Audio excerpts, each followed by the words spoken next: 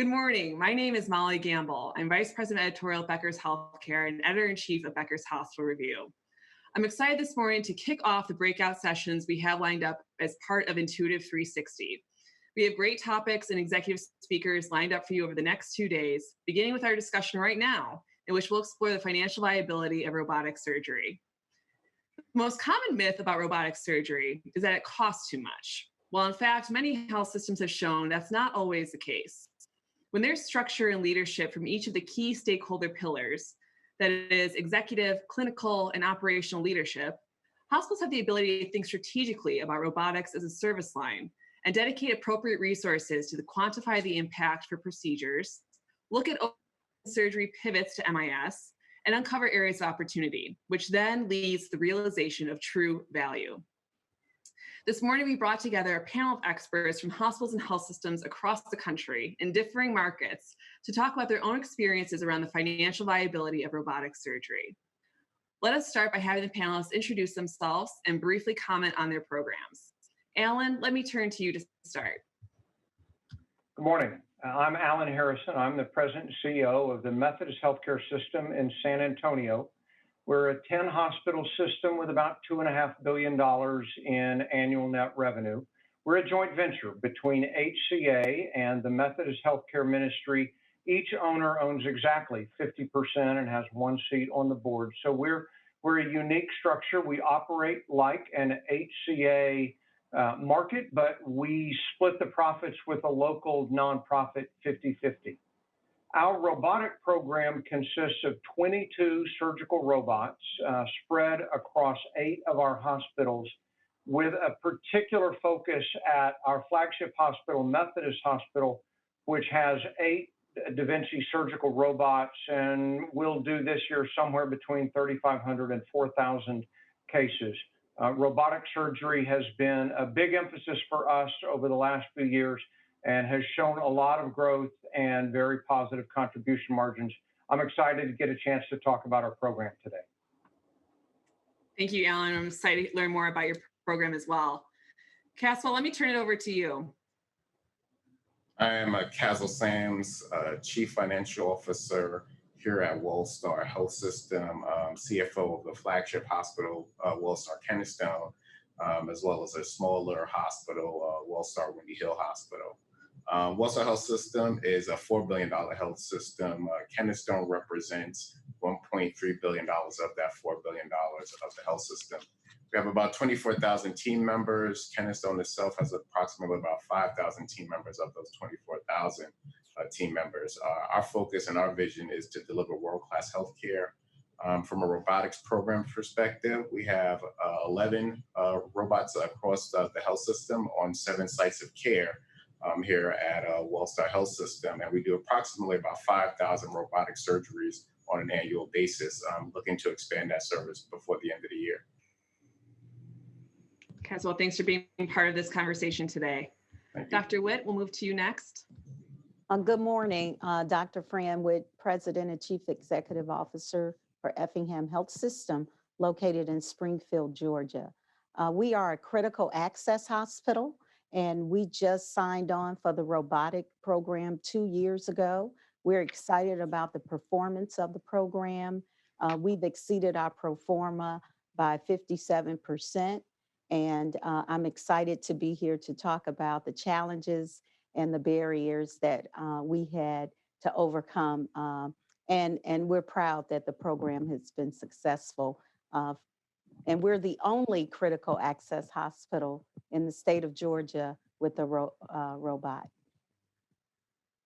I'm looking forward to the story you have to tell about your organization. Mm-hmm. And last but not least, Dr. Sachs, let me turn it over to you. Hi, good morning, everybody. I'm Harry Sachs, Professor and Executive Vice Chair of Surgery at Cedars-Sinai Medical Center in Los Angeles. Cedars-Sinai is the flagship hospital of a 5-hospital system. We have 865 licensed beds here. Our robotics program has grown dramatically in the last 10 years since I've been here, expanding now to 8 platforms, including one of the SPs. We've recently completed our 10,000th robotic case. In addition, we feel that we have a very strong, important mission, which is that of education. And we have been expanding our residency programs to include robotics training, and I'll look forward to discussing that later. Terrific. So Dr. Sachs, I'm actually going to stick with you for a moment for my first question, and then we'll check in with your colleagues subsequently. But I'm curious, as we get our conversation started today, I'd like to hear more about the mechanisms hospitals have used to look at the financial health of their robotics programs, whether that be revenue, contribution margins, profitability, and more, I would imagine. Dr. Sachs, how do you assess the viability of your robotics program? Well, so you certainly have to have a margin to have a mission. We believe that the delivery of the highest quality health care is primary, and growth comes with that. So we do look at our contribution margins. We tend to compare them to open surgery and the conversion from open surgery to minimally invasive surgery.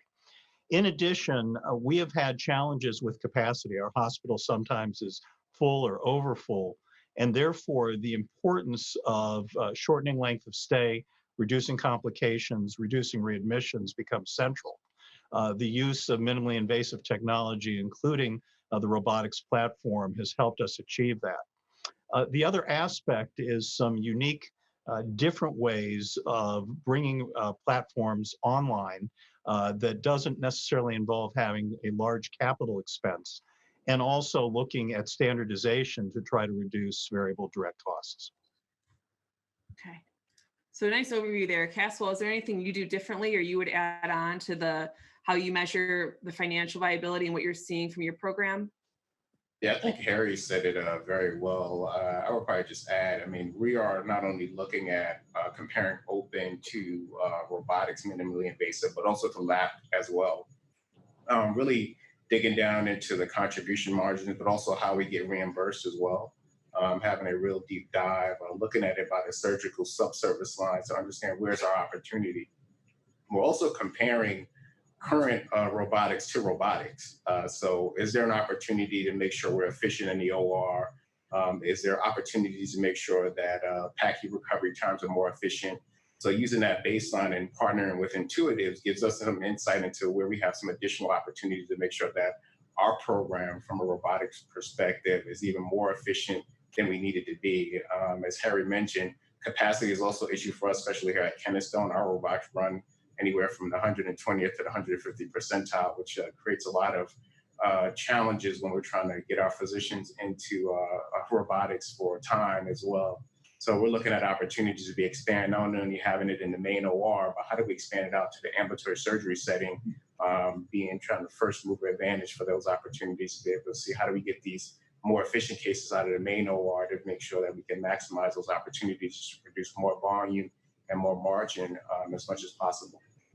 Mm-hmm. Castle, I want to stay with you for one moment more because we've already heard from Dr. Sachs. He's looking at contribution margins. You mentioned a number of the efficiency metrics you're looking at, capacity, of course. But how do you quantify the economic impact of improved outcomes and care quality with this program? How often is your robotics program assessed, and what tools do you use to measure that? We assess our robotics program on a routine basis. Actually, we were just meeting today with Intuitive and our surgical chief over our surgical service line. I think the opportunity, and when you assess it, as I said, with a hospital that is at constantly 90+% from an occupancy perspective capacity, length of stay becomes a huge opportunity for us. ICU admissions is something that we try to drive down as much as possible. So that additional capacity leads for more volume.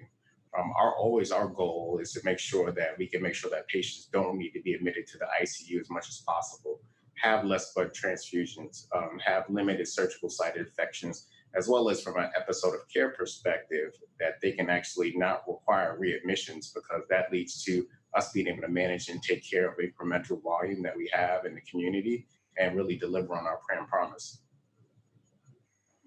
Dr. Witt, I want to check in with you because your colleagues so far have mentioned a number of the dimensions they're looking at when analyzing the financial viability of this program. Is there anything you are doing as a critical access hospital that differs or that you would add on to what your colleagues have said so far? Sure. Just the geographical location of our facility contributes a lot to the growth of this program. We're located like 26 to 32 miles from a metropolitan area. And one of the challenges that we assessed prior to the journey with the robotic program was outmigration. And what we measure on a regular basis, we were very conservative with our pro forma initially, and it exceeded our expectations the first year. We are 57% above what we had anticipated. And what we discovered from that during the assessment of the program was the community was interested, and still is, of course, in having services, robotic services, closer to home. So this has been a tremendous positive impact on our ability to be more innovative and offer a service to the community where they would normally commute. We are always assessing on a monthly basis our patient satisfaction scores as it relates to the robotic program, in addition to, more importantly, clinical outcomes. And to speak to some of the clinical outcomes, we've managed to have a 0% of surgical site infections. And being a critical access hospital, we're required to abide by a 96-hour rule, which means that patients need to be discharged within a 96-hour, which this is a good fit for the robotic program, because one of the reasons why we invested was to reduce hospitalization, length of stay, and to improve outcomes, and of course, a faster recovery for the patients in our community. Terrific. So, Dr. Watt, I'm going to be back with you in a moment here, but Alan, I want to check in with you because you and your colleagues represent some distinct markets. And when it comes to payers, you're dealing with different insurance companies, I'm sure, as in different payer mixes. How does the cost of open surgery for payer mix and reimbursement compare to the cost of robotic assisted surgery? Can you tell me a bit more about that? So if we're looking at cost, I'd probably break it into three categories. You've got supplies, you've got OR time, and then you've got length of stay and all of the things that consume cost in an inpatient setting.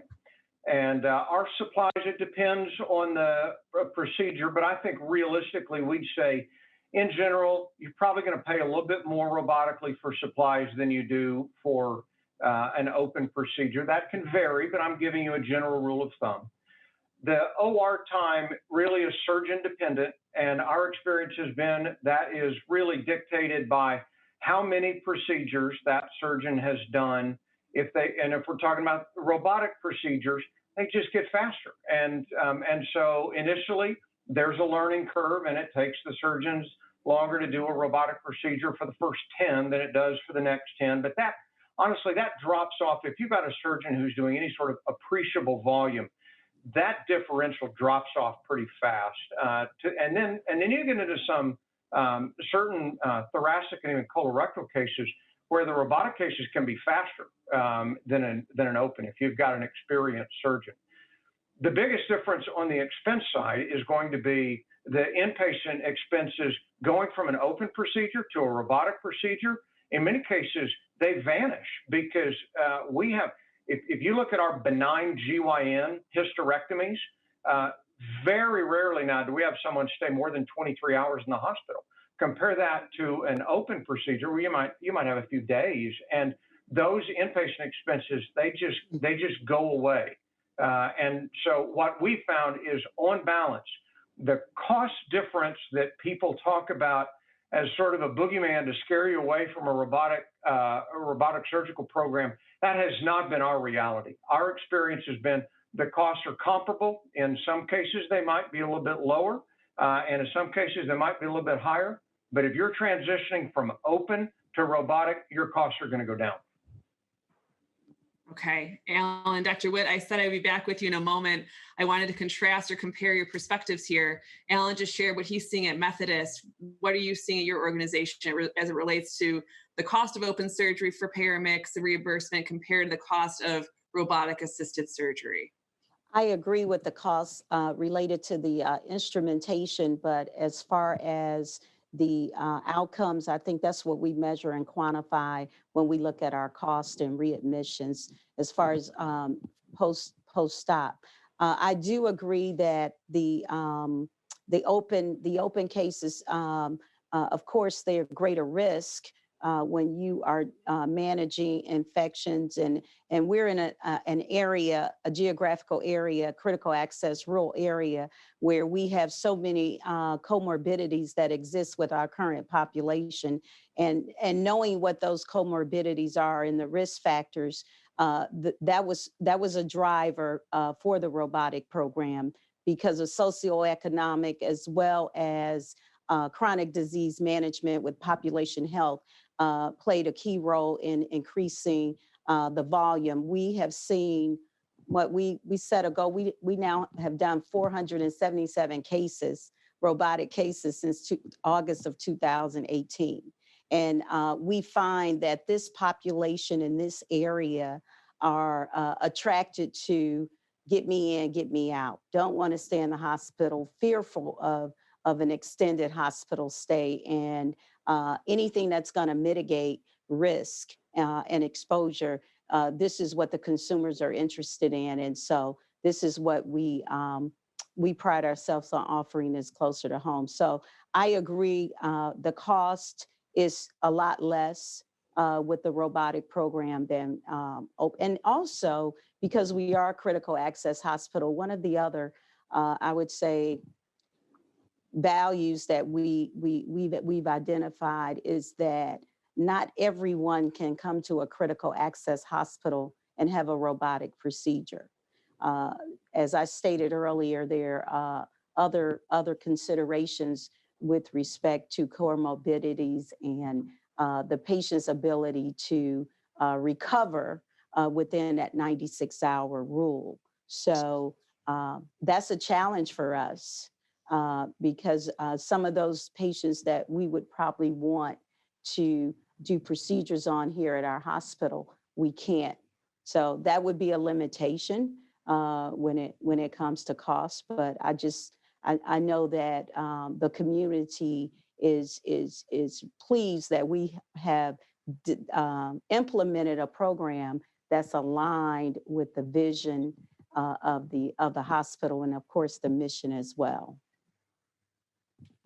Molly, if I could add one more thing Yes. to that, I would say the introduction of a robot tends to accelerate the transition to minimally invasive surgery in facilities that had previously been doing higher rates of open procedures. Dr. Sachs might be able to speak to the dynamics that are at work, but we've definitely observed that when a Da Vinci robot is available, just very rapidly, you have a reduction in the percentage of open cases that are done and an increase in the percentage of minimally invasive, even though the minimally invasive had previously been an option before the surgical robot was introduced. The surgical robot tends to accelerate that process. Yeah, I agree completely with Alan. And from Fran's point of view also, the ability to attract clinicians to areas where critical access hospitals exist is clearly improved by having a robot. The residents and young attendings that are coming out today have learned advanced techniques, including robotics. And if they're going to relocate to a community, they're going to be able to continue to do that. I had two other points, one of which, and I think the social determinants is an excellent one, is there's a lot of data out there that folks that are underinsured or uninsured weren't getting access to robotic technology. And in fact, they were getting open procedures. They were having higher complication rates because of their comorbidity. And from a societal point of view, that's wrong. So our ability to provide this to all aspects, regardless of people's insurance status, is important. And finally, to Alan's point about the costs, one of the things that I've worked with our surgeons on who want to take a laparoscopic and convert it to an open procedure is say, well, you know what, or excuse me, to a robotics procedure is say, look, use open techniques. If you want to do something, you want to do a robotic gallbladder, instead of clipping the cystic duct and cystic artery, tie them. That's good for you to learn how to do that. That reduces cost. that helps you with that differential. So there's a lot of ways that you can do that, that you can involve your clinicians in clinical efficiency. You know, Alan, I'm really glad you brought this up, and Dr. Sachs for sharing your perspective here, because several of you in your opening comments kind of illustrated the growth of your programs over a period of time. And I'm curious to take a step back and talk more about the strategies you deployed to grow your robotics programs, how you decided to add more specialties, what it looks like over the years as you evolve to, like you said, Alan, decrease open surgeries and explore moving more procedures to MIS. So, Caswell, do you want to start here since we haven't heard from you in a bit, and then we'll hear from your colleagues in just a moment? Sure. What we're doing is we're assessing how all of our physicians take an approach from a surgical perspective. So our first goal is how do we migrate patients from moving from open to a minimally invasive approach. Specifically, the Da Vinci robot is our hugest opportunity. So we're assessing that by service and by sub-service line to kind of create that opportunity. We're also looking at how do we move robotic surgeries to the ambulatory surgery setting, so that we can have our main major OR cases in the main OR and move those other quick, more efficient cases into an ambulatory surgery setting. So we're looking to expand about 3 robots in our health system, one here at Kennestone specifically, and then one at our Cobb Hospital, which definitely runs both over 100% capacity with the multiple robots we have. So that creates a huge opportunity for us. And how do we expand that volume and bring in the pent-up demand that we're seeing? Because I think, as Harry mentioned, there's a huge opportunity, and it's hard to recruit physicians right now if you don't provide them capacity or access to robotic surgery, because that's how they're being trained. So for us, it's our biggest focus right now is how do we continue to take advantage of that, but also be very creative and inventive by moving as much cases as we can to the ambulatory surgery setting and putting robots in those sites, which are not on the hospital's main campus, but maybe adjacent or a few blocks away. Thank you for your insights on that question. Dr. Sachs, let me turn to you. What strategies have you found most effective to help grow your robotics program at Cedars-Sinai? Well, we started when I got here with 2 systems, and we have a large pluralistic medical staff with many different specialties that needed access. At the same time, we couldn't necessarily justify buying a lot of systems. So what we were able to do is working with Intuitive, they have some very flexible acquisition programs. There are some situations where it made sense to go ahead and buy the systems, but there are also some other lease type arrangements where instead of the capital expense, you're able to develop a per click type of model that moves more into operational expenses. Then as we looked at how we assigned cases, if we had cases perhaps that were 1 or 2 long cases, we would assign that to the leased per click model. And if we had multiple shorter cases, that would go onto our owned systems. We found that to be really, really a good way to expand our access. And in addition, they were also quite flexible in giving us credit for other systems and gave us the ability to, in fact, standardize to an all XI system, as well as to have the SP, which we've just brought online within the last couple of months. Dr. Sachs, you said you have 8 Intuitive systems at your hospital. Is that right? Yes, we have 8, and then we just added the SP. Okay. So, Alan, I saw when Dr. Sachs said they have all XIs, I saw you nod heartily. Is there anything you wanted to add to that, or can you relate? Are you doing a similar approach at Methodist? We've upgraded our fleet, and so we've moved to almost all XI. Intuitive has been very flexible. They've had a leave behind program, so we were able to take an SI and convert it to an XI, and they let us hang on to that SI for a period of 6 months and determine if we still wanted to use it. But we've moved now to almost all XT platforms. It's become increasingly now the expectation from the surgeons that they're going to be on an XT. And I'll be honest, I'm not a surgeon. There are times when that may have more to do with ego efficacy than clinical efficacy. But regardless, we want the physicians and the surgeons to choose to come to us. And increasingly, that means you're going to have an XT platform. In my market, it's a private practice market by and large. And so in San Antonio, I was previously in Austin. Prior to that, I was in Denver, characterized by not very many employed doctors, a lot of free agents, and so significant surgical market share that can move between facilities. And one of the ways that we found to be able to compete very effectively for surgical market share is by having a really well-run robotic surgical program. And we found that in and of itself tends to attract surgeons who are growing their practices. And we had originally thought that as you increased the number of robotic cases you were doing, you would reduce the number of open and minimally invasive cases, and it would be more or less a swap. That's not what's happened for us. What's happened for us is the surgeons who do more robotic cases, those surgeons also do more non-robotic cases. What we found is surgeons who are proficient with the surgical robot tend to have growing practices.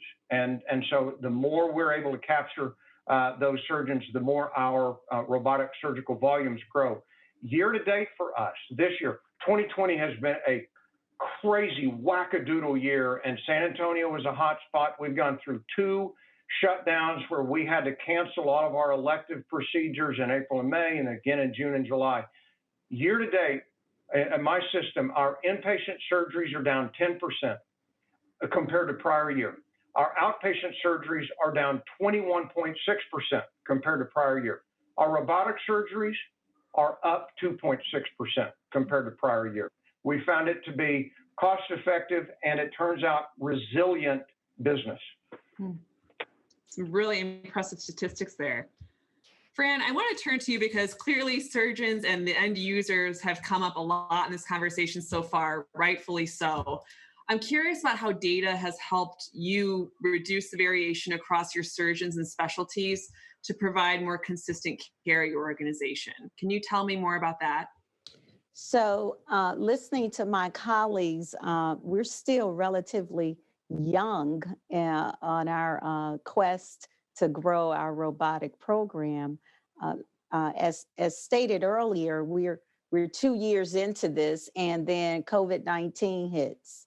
And during this period of this 2-year growth that we're experiencing across the health system as well, is the recruitment for physicians that are certified to help us grow our program. And unfortunately, when COVID-19 hit, we had to put a hold on that recruitment process. And it's interesting because the physicians out there are not interested in moving or relocating. So that put a damper and impacted our initiatives that we had put in place for recruitment and growth. As far as the variations, I'm excited to say when I listen to my colleagues, they have surgeons everywhere waiting to do robotic procedures. Well, I just have one, and my one physician is my champion for my robotic program. And since we started the program, it was his Christmas present. What can I say? So we invested in the robotic program, and he has certainly stepped up to the plate and proven that he's committed to the organization and want to see the organization continue to grow strategically. So we're excited about just having him on board as our executive champion. We're consistently looking at opportunities to improve the program. And I think I heard someone mention resource utilization as far as the OR is concerned. And having the robotic program has surfaced for us an opportunity to improve utilization. And it's amazing how this program has changed the overall branding and imaging of our critical access hospital in our community and what we can do. So Unfortunately, fortunately, maybe I should say, fortunately, my variations are not as great as my colleagues here, but I will say that I enjoy having the robotic champion, that our chief of staff, our surgeon, that's committed to the growth of this program and expansion, and also our partners with Intuitive. They have been very supportive, initially concerned, can a critical access hospital manage a robotic program? And I think we've done an exceptional job with evidencing that we have the capacity and the ability to do so. Also, with that being said, I heard some reference to payer sources.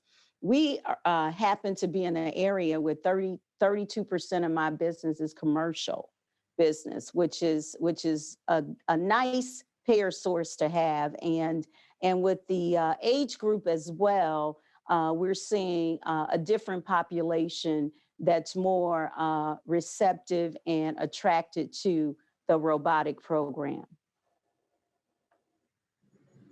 Thank you, Dr. Witt. So it's a young program. You might only have that one surgeon and user, but it sounds like the way things are going, it could be changing soon. Dr. Sachs, I wanted to turn to you on a similar, same topic, but my question for you is this data to reduce the variation in surgical practice and standardize care for better outcomes. Do you have any guidance, or is there anything about the Intuitive data that really helps make those easier conversations to be had with your surgeons? Well, thanks. It's a great question, and it's actually one that's far more global than just with the robotics. So if you haven't noticed, surgeons tend to be competitive. And so we want to believe that we're providing the best possible care to our patients. And when we're challenged with doing it in a cost-effective manner, we really take on to that challenge.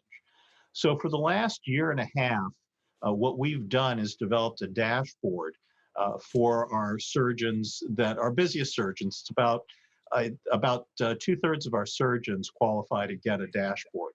And what it shows is their 5 highest volume cases and the costs of the equipment that they use, the implants, the staplers in each of those cases. So for example, for our urologists, a robotic prostatectomy, and then a TURP or a system. For our surgeons, similar. In addition to giving them their data, and actually for the first time sharing actual costs, the costs of the implants, the costs of the staplers, we then coupled that with showing what their colleagues doing the same operations use, and looking at the variation, and looking at, could just be something as simple as changing the stapler you use, or perhaps using one less arm on the robot. And what we found is by just giving the surgeons their data and comparing it to their colleagues, we saved about $4 million in direct costs over 12 months with people beginning to reduce some of their variation. So it really comes down to give people their data. And then the other thing that we did, tying in with the data, is we showed them outcomes.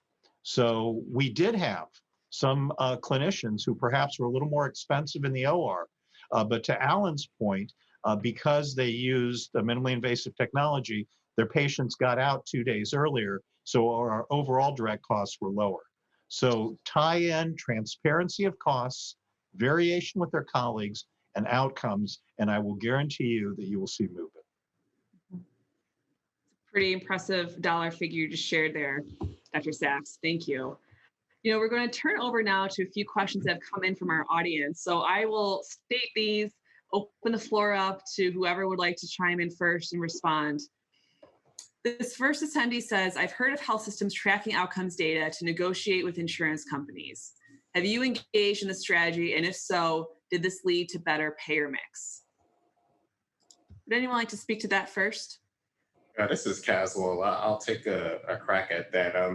I probably would say there's 2 approaches to that. Number one, if you can run through a quality program with one of your payers, whether it's a Blue Cross or Cigna or Aetna, it leads to huge opportunities if you can get involved in one of their quality programs. if you're looking for more of a risk approach, whether it's upside risk or full risk, the ability to improve the episode of care for a patient population is going to be critical. And I think a robotics program will help very well with that. I would probably say there's huge opportunities for more of a consumer perspective. I think we have much more informed consumers right now, and they shop with their wallets, they shop with their opportunities, and they want to make sure that they're going to the best and the brightest where they can get the best care of any physician that they may want to go to and any hospital they may want to go to.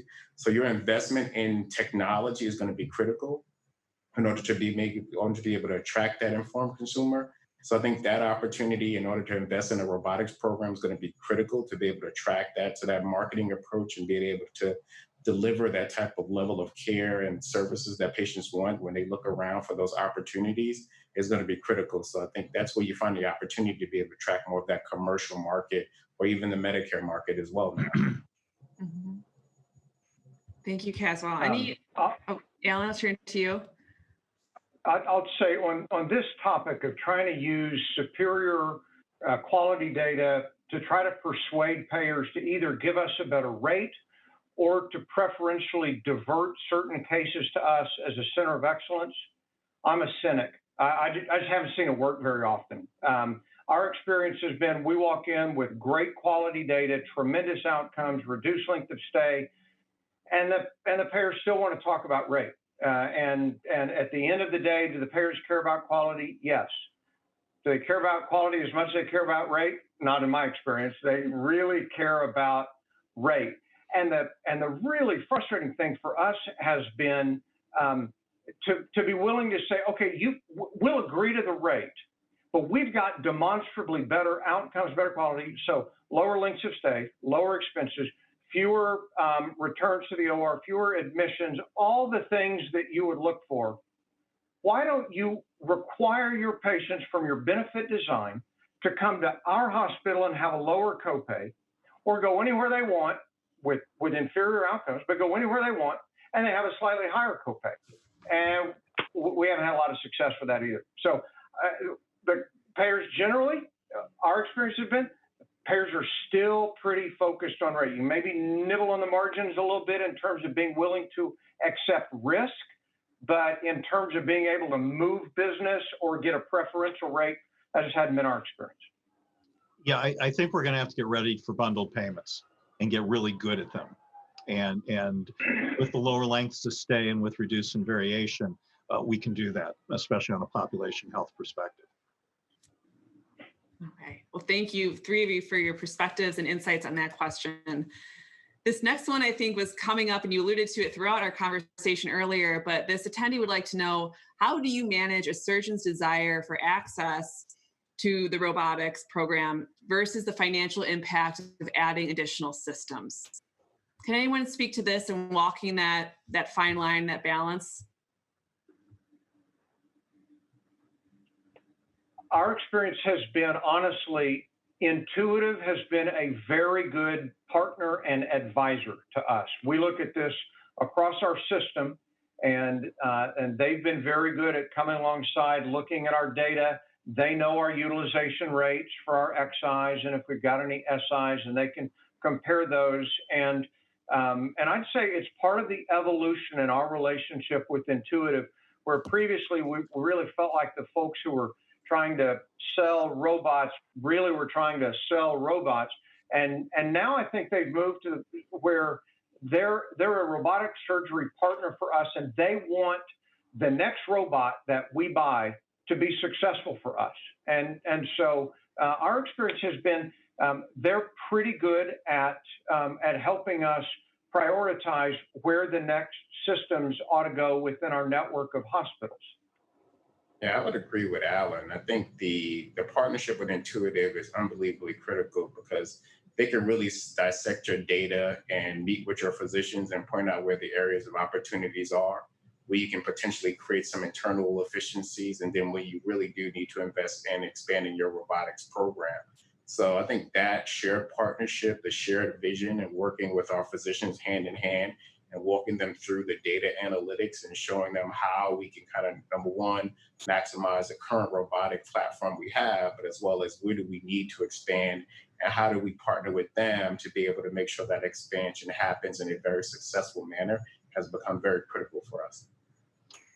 And then I would add that you need to work with your medical staff and with the other robotic surgeons. We have a robotic steering committee because credentialing is important. What are the minimums? And Intuitive is great in helping you with that. But in addition to getting through that hump of, I did my first 3 cases, how many cases do you need to be doing a month to really stay competent? Pilots need to land a certain number of times a month, or they go back to the simulator. Should we be introducing simulation to assure that we continue to have competency, especially in some of our lower volume surgeons or our surgeons who work at multiple hospitals? So involve your medical staff and involve the other fellow leadership that you have in your robotic surgeons. Okay, so we're going to start to look to close and conclude our conversation here. But before we do, Dr. Witt, I want to check in with you one last time because you had mentioned earlier that your program is still relatively young. So you do have the benefit of recent memory serving you well. But are there any watch outs that you would like to share with your colleagues for things they should be mindful of or consider, things you didn't expect as you were going into launching a robotics service program and getting it off the ground? I guess I would say the watch out would be, I did not expect for the program to expand as fast as it did. And that's a good problem to have. As I stated, since August of 2018, we have done 477 robotic cases. And we initially set our pro forma at maybe 130 cases a year. So here we are 2 years later. So that's been a big watch out. The other is the recruitment of specialty physicians to grow the program. I think I mentioned earlier, we have a general surgeon and he does a great deal of procedures, lap choles and GIs, but I'm not sure if my colleagues are having challenges, and I assume not, because you're in urban and metropolitan areas. But urology in a rural area or critical access environment is something that we're learning rapidly, that it's difficult to recruit. And we found out that the matriculation of urologists has decreased in the med schools recently. So it's hard to recruit. So now we're having to reassess, do we go right or do we go left, in looking at the community health needs assessment and the data analytics from Intuitive with respect to market share and community health needs. Where are we going with this robotic program in the future? And another watch out is you got to be willing to take a risk. If you're not a risk taker, you're not gonna. In my opinion, you won't stay in the game. So you got to be willing to take a risk and put yourselves out there. And we did it. So if we could do it, I'm sure anybody can do it. And we're doing well. So I hope that inspires everyone and motivate everyone to continue to move forward. Some great watch outs in closing from Dr. Witt. Alan, Dr. Sachs, Caswell, I'd like to turn to you now for your final thought on this topic, the financial viability of your programs. And then we'll look to conclude our conversation here. So Alan, let me ask you to start. Nice. You know, I've been participating in various ways with robotic surgery for more than a decade. I'm surprised at the persistence of myth and certain urban legends. I'll just say over and over, it's been demonstrated that robotic surgery is beneficial for patients for whom it's appropriate. It's beneficial for the surgeons as another tool in the toolbox. And it's beneficial for hospitals as a vehicle for surgical standardization, for managing the transition from open to minimally invasive surgeries, and for reducing lengths of stay and getting patients out of the hospital and back on their recovery sooner. It's a proven surgical platform with solid financial results. Thank you, Alan. Dr. Sachs? I couldn't say it better myself. Yeah. I echo everything Alan says. The one other area for those of us that are in academic programs is the next generation of clinicians who are going to take care of us and making sure that they have access to all of the technology they need to take care of people with high quality, with minimal comorbidity. And so we're able to attract a really good group of residents because we're able to offer them robotics training. So you have to put that into the mix. Think about the next generation of physicians and surgeons. Excellent. And Caswell, anything that your colleagues haven't said yet that you would like to add? No, I said they said it very well. I mean, for us, it's a supply and demand issue. If we can continue to supply, the demand will always be there. I think the data speaks for itself. I mean, for us, when a ventral hernia, I can get half the length of stay than I can for an open. I can get half of the ICU admissions compared to open versus minimally invasive in a robotic setting. And I can have, a third of the patients requiring blood transfusions and, less than half of the same patient population requiring readmissions. I mean, that speaks for itself. I mean, I know we're making a quality investment, not only from a margin perspective, but for what we're doing and we're delivering the economic health on the patients we serve. So to me, it's a win-win for everybody. Okay. Well, Dr. Witt, Alan, Dr. Sachs, Caswell, I want to thank you, first of all, for your participation in this conversation with me today. I also want to wish you continued success with your programs. I know 2020, as Alan said, has been a really tumultuous year, but I have no doubt that with your leadership, your organizations and teams will be in good hands. So thank you very much for your remarks and thoughts today. Thank you. Thank you. And to attendees who joined us for this session on the financial viability of robotic surgery, thank you. We're now going to take a short break before we start our next session at 11:30 Pacific Standard Time. We'll see you then.